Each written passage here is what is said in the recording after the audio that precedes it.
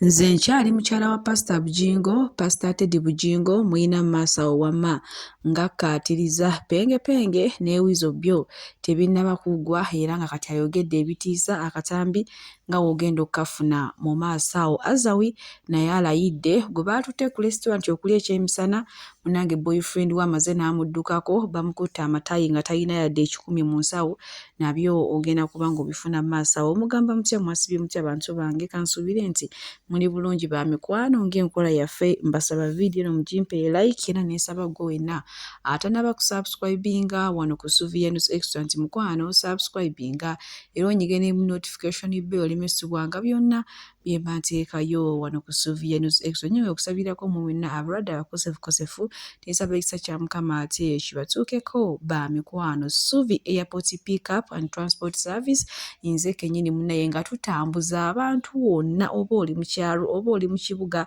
oba oyagala genda ku biiki, oba oyagala genda ku pati, oba oyagala genda ku mikolo, mukwano ebyentambula byo tubiina ate era nga tutwala n'abantu ku kisaawe wamu n'okubajja ku kisaawe ababeera bavudde ebweru. So mukwano tweyuna, oba oyagala genda ku ttuwa, nkubira bukubizi ku nnamba zange z'essimu eziri awo ate nga akabeeyi kanseko buseko siseera ddala okwewala abafeero, okwewala abantu abagenda okuseera. Nkubira mukwano nze ebintu ebyo mbimalanga. Munnange bwe tweyongerayo ne mukyala wa Pastor Bujingo era ng'onamanyikiddwa nga ye mukyala Teddy Bujingo Naluswa eyatuzaalira abaana baffe bali abakulu. Munnange muyina maaso wano ye ng'akkaatiriza nti we yali akuba ebirayiro, yakuba ebirayiro mu bulungi ne mu bubi nti ekiribaawula kuliba kufa, era ye talina nsonga lwaki akyawa bbaawe Pastor Bujingo. Kati simanyi mmwe batiibwa Susan Makula kino kigenda kubaleka ludda. Munnange takomyewo ng'agamba ekisooka tulina abaana era nze buno obudde ndina mu maka gaffe. How do I address you? Nze bampita Pastor Teddy Naluswa Bujingo.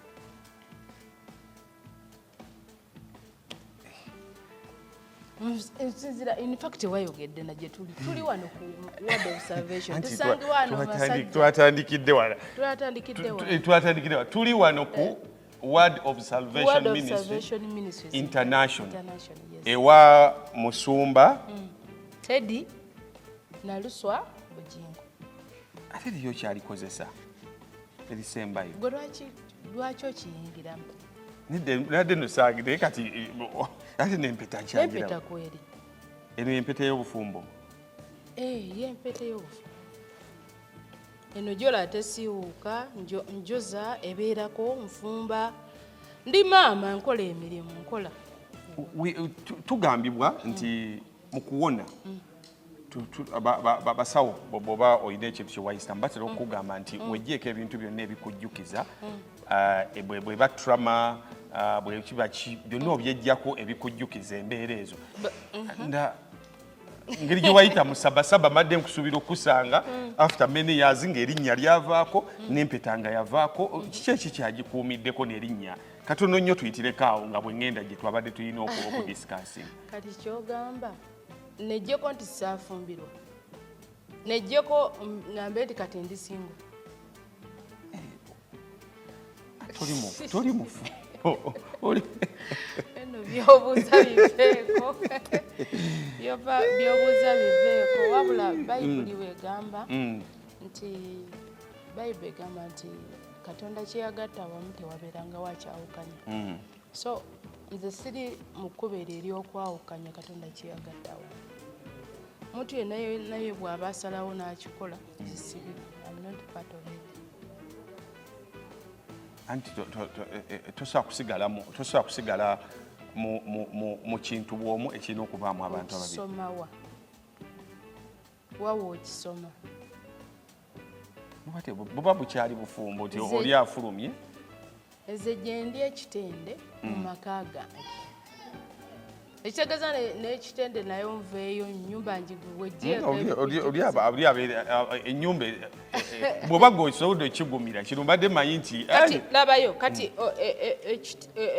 bw'ogamba nti okwejjako ekitegeeza n'ebisenge tubifulume kubanga ebisenge tubifulume, ennyumba tugifulume, abaana tubejjeko. Kikyoba otegeeza abaana basigalawo baba tebakujjukiza kati eno oyinza okusanga nga waliwo afaanana taata we oba maama we nga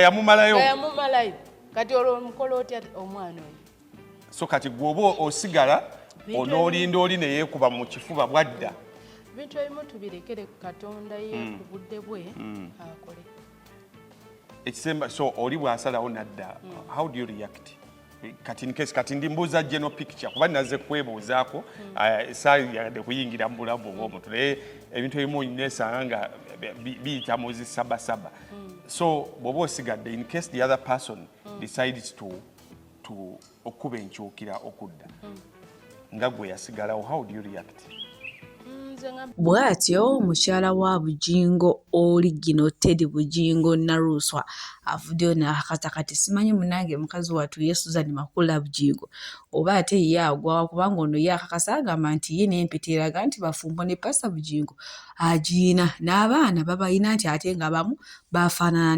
bafaanagana n'ekitaawe kale awo wetuli munnaye kati simanyi batiimu Susan Makula oba kino kigenda balekawa oba Pastor Bujingo kennyini ye kino kigenda mulekawa Suvi Airport Pickup era nga tutambuliza ddala abantu okubajja ku kisaawe n'okubatwala ku kisaawe tulina badriver abalungi ate nga tulina ne free wifi so gwe wenna mukwano gwange okwewala abafere okugwa mu babbi kola kintu kimu kubira Suvi Airport Pickup ate osobola okutambula obulungi era n'ebintu byo osobola okubituusa ewammwe wamma nga tewali kibbiddwako tukubireko ku namba z'essimu eziri awo WhatsApp n'okuba direct call tugenda kubanga ate ensonga ezo tuzikolerako ddala oba oyagala muzaddewo oba baana bo oba ssengaawo jjajjaawo akusurprising oyagala kusurprisingire ku kisaawe ebyo byonna mukwano wano Suvi Airport Pickup tubikolerako ddala mukwano okujjukiza weewala abafere kolagana na Suvi Airport Pickup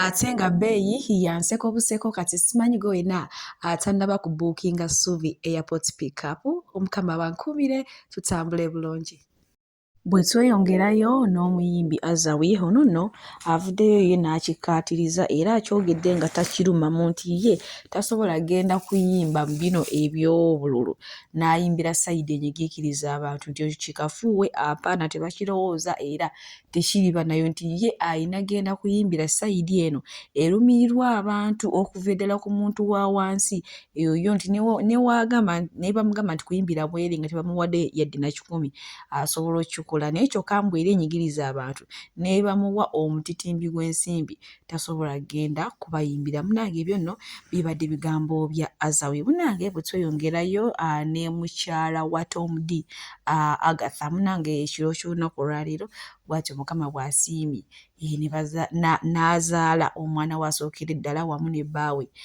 Tom D libadde essanyu jjeero manyi badde bamaze akabanga nga babeera bamukola mu bukantyuni mbwazadde simanyi ate omwana akoze biki ate biki n'ebyala nga bw'omanya abantu so ebya bulijjo bibadde bya bulimba naye ng'ekiro ky'olunaku olwaleero azadde wamma era ku sayidi eyo Tom D ne mukyala we Ssanyu Jereere munange okutambula kulaba okudda kunyumya kano nno kagenda eri abaana ab'obuwala buli wogenda nga ku ddeeti oba omusajja akuyise simanya tusinkane wano omwana w'obuwala ky'oba osoosa nga mu nsawo yo teekangamu akasente akanaakuyamba singa omusajja oyo obeera otuuseeyo n'akwefuulira mwana muwala ono oba omusajja omuvubuka yamuyise bali lanchi yebadde ya mutwalo ndowooza emmere ebadde ya 5 buli omu omuvubuka olwamaze okulya emmere munaye nga ye asikamu ng'omuwala abeera awo ng'alinze omuvubuka tadda kati nnyini wooteeri ng'agamba omuwala yalabye akaseera kagenze nti munaye mumpe ssente ng'omuwala ayinamu bagenze omuggyako akasimu kabadde ayina akamapensa nga tekaliimu na layini munange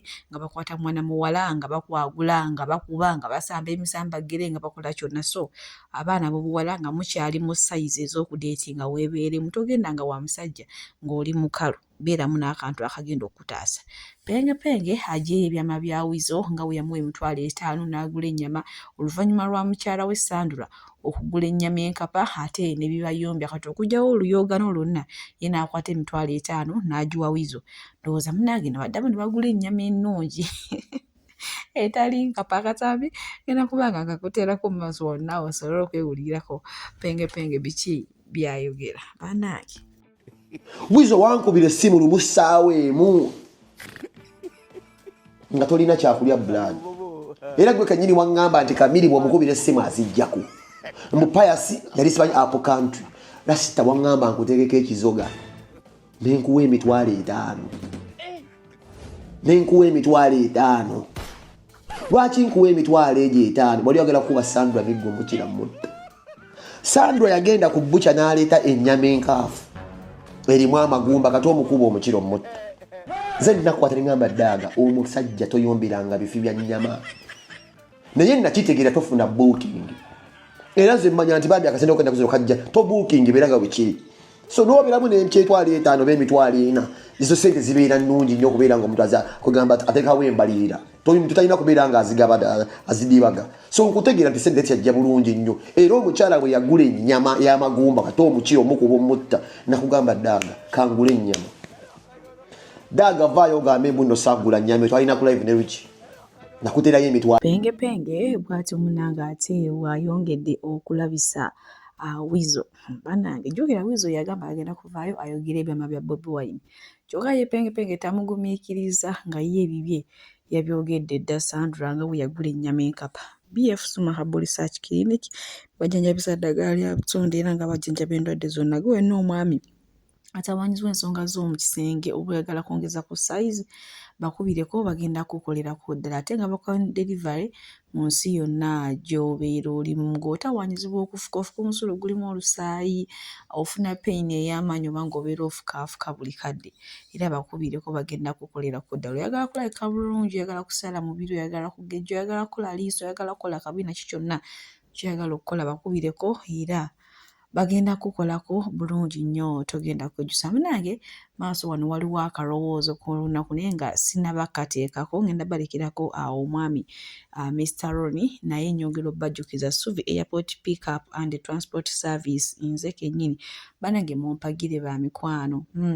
Ntwala abantu ku kisaawe ababeera bagenda ebweru wamu n'abo ababeera bavudde ebweru nga baagala okubatwala gye babeera bagenda oba mu byalo oba mu tawuni ate era nga oyagala genda kutuwa oba oli Kampala oba oli mu kyalo nze wonna wooli buli mulimo gonna azironga azigwa kuvuga ngukolera ddala.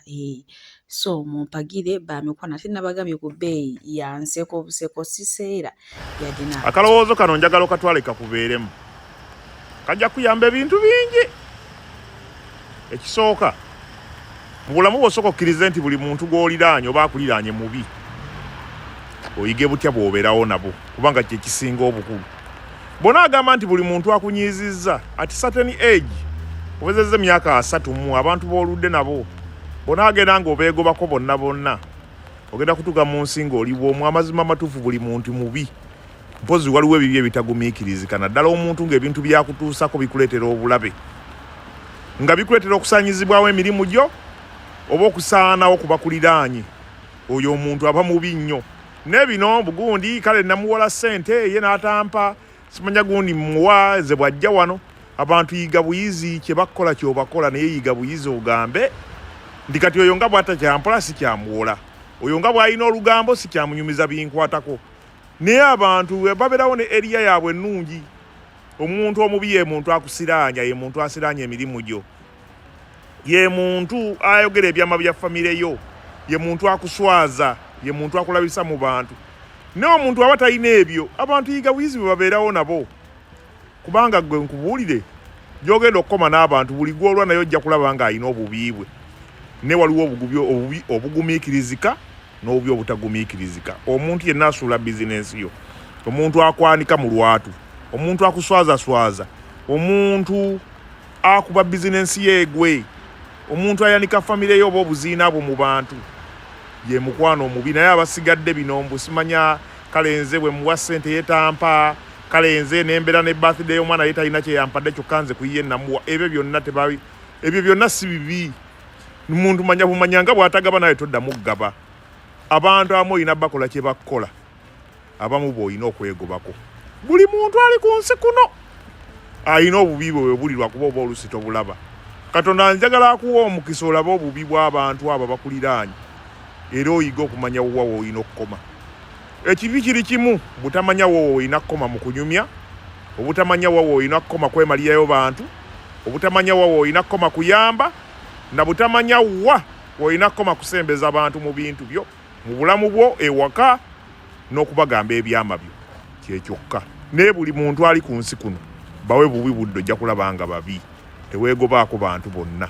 Wabula bw'olaba ng'omuntu akufiiriza biri byenjogeddeko gobeemu. Abalungi abatuwuliriza era abatulaba, olunaku olwaleero tukyaddeko ewa Sheikh Ashraf Dembe. Ssebo nsanyusa okubalaba. Amannya agange ye Sheikh Ashraf Dembe. Akola ku bizibu by'enjawulo. Omuntu singa aba alina ebirwadde tumusomereddwa, tumuwa amazzi ga lukuya nga bw'obadde ogalaba, tugenda abantu ku kyoto ne twokya emizimu emibi egibabaamu n'okulomba edduwa. Abantu singa abeera ng'ali wano atuuse nsobola okumulombera edduwa, ne waba atatuuse nga mpadde amannya ge naye ng'ali wala. Neetaase ennamba yange yeeno eri 0701763711. Nammwe bannyinaffe abali ebweru oyagala okuba nti oyagala okulombera ku dduwa ng'olina ebizibu, viza zibuze, amaka gakolongotana, sente zikola zimpita mu ngalo, ojja kumpeereza ekifaananyi kyo n'amannya go, ebyo byokka bijja kummala, nja kukulombera edduwa, ojja kutereera. Olunaku olusembayo mu mwezi mba n'edduwa eyawamu ffenna n'abalwadde bange abakadde n'abapya. Assalamu alaikum warahmatullahi wabarakatuh.